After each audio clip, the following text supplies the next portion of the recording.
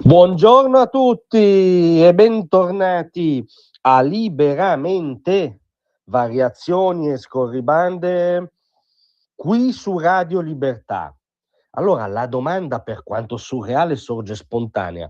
Ma scusate, alcuni prestigiosi giornaloni nostrani vengono per caso stampati a Teheran? Sono per caso delle voci che rispondono alla sensibilità diffusa nella Repubblica Islamica o in qualche avversario dell'Occidente e dell'America?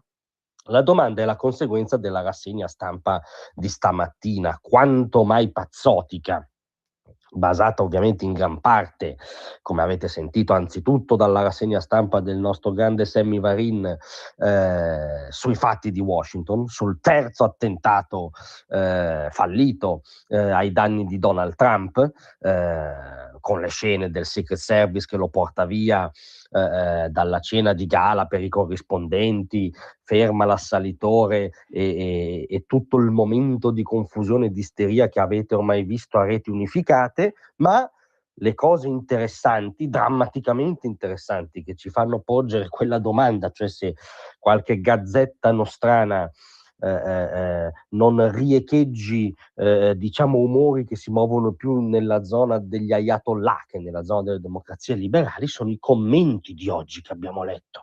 Facciamo una selezione anche per non farci salire troppo il nervoso, esemplificativa dei pezzi più allucinati e più riusciti dal punto di vista dell'arte del capovolgimento della realtà, che ormai è la pratica quotidiana di una certa bolla mainstream. Sulla stampa ovviamente svetta Alan Friedman, antitrampiano ad honorem, diciamo, che imbastisce tutta una paginata su Donald nel paese dell'odio, che è il suo ovviamente, Donald allo specchio, poi il fatto che gli sparino è una trascurabile nota a margine.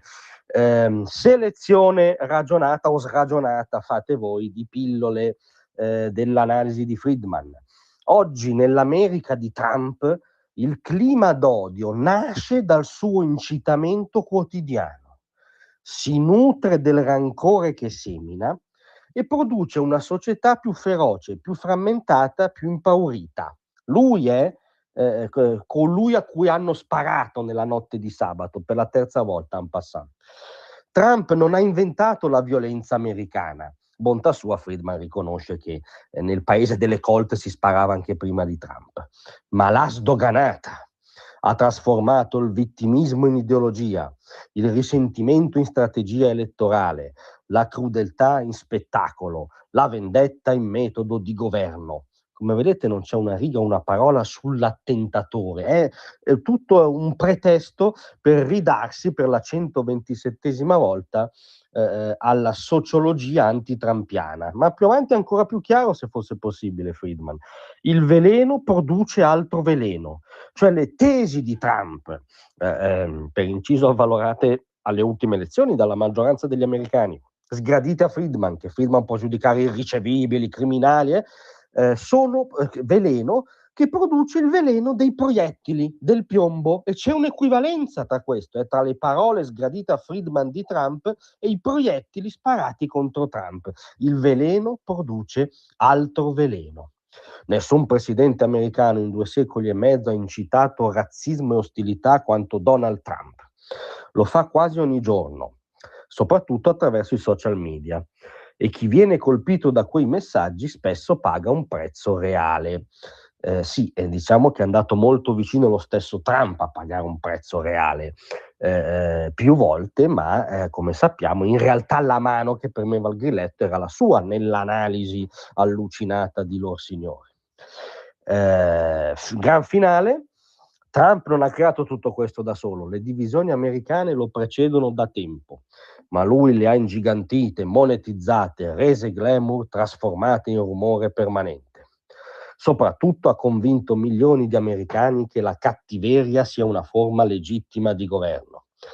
E occhio, perché se la cattiveria è una forma legittima di governo, in base tra l'altro al secondo emendamento che garantisce il diritto di resistenza anche armata contro il governo tirannico e cattivo, siamo in bilico su un giustificazionismo indiretto a livello culturale dei tre famosi attentati. Non sappiamo, quello che sappiamo è che in tutta la lenzuolata di Friedman viene detto chiaramente che la genesi dell'odio vomitato sotto forma di piombo contro Donald Trump è da addebitare a Donald Trump stesso. Cioè ormai il capovolgimento è normale, sei strano se non adotti questo capovolgimento nel mondo di lor signori. Su Repubblica, pezzo di Gabriele Romagnoli, inizia ricordando tutta la storia di presidenti americani oggetto di attentati. Sono stati tantissimi, riusciti o non riusciti, gli ultimi Kennedy, ricordate l'omicidio spartiacque della storia americana, il tentativo di uccidere Ronald Reagan. E a un certo punto però Gabriele Romagnoli ci avvisa su Repubblica che i tentativi di colpire Donald Trump hanno uno sfondo e un detonatore diversi da tutti, e ci viene il sospetto che sia Donald Trump stesso questo sfondo, questo detonatore. Hai visto il clima di stamattina? E infatti in generale il bersaglio è una cucitura, l'attentatore uno strappo. Cioè Lincoln voleva mettere insieme nord e sud, Franklin Delano Roosevelt varare il New Deal per porre fine alla Grande Depressione, JFK guidare la carovana verso e oltre la nuova frontiera. Erano la novità, il futuro non ancora visto o immaginato, nel solco del capitalismo, certo, come fosse una parolaccia, ma anche di una democrazia compassionevole. Dicevano di voler trasformare il mare impetuoso della storia americana in un lago che tutti potessero solcare senza rischi. Da Mar-a-Lago, attenzione, è venuto invece un inedito, un opposto che gira il film della presidenza al negativo. È lui l'agente del caos, l'estremista, il provocatore quotidiano. È lui l'agente del caos, l'estremista, il provocatore quotidiano. È lui il presidente a cui hanno appena tentato di sparare. Ci sarebbero altri 1000 esempi, c'è tutta la tesi delirante complottista, no, dell'autoattentato che viene sdoganata, ripresa, c'è Arula Gebral che riposta giornalisti americani che la sostengono. Qual è il punto? Il punto è che siamo di fronte a un caso di scuola di odio dei buoni, che attenti al motivo per cui esiste Trump. Trump è anzitutto un fenomeno di reazione a certe follie annidate nella civiltà occidentale, americana in primis, tra cui quest'odio di sé. Questo doppiopesismo sistematico della nuova sinistra woke, per cui l'avversario è sempre un cattivo, un tiranno, qualcosa da sradicare dalla storia americana in questo caso, un agente del caos, un provocatore, uno che instilla veleno, scrive Friedman sulla Stampa. E questo manicheismo tra buoni e cattivi, dove i buoni sono quelli che vogliono buttare a mare la propria storia, la propria cultura, la propria tradizione, aprirsi in modo indiscriminato all'altro, a tutte le culture, comprese quelle liberticide, e questa follia nota come woke che ha generato Trump. E questa follia la replicano nell'analisi dell'attentato a Trump, dicendo sostanzialmente è colpa di Trump.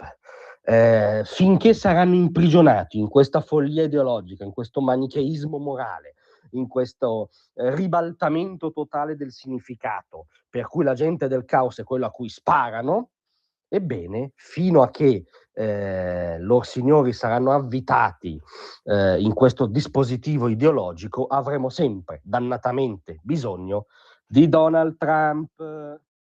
Grazie a tutti.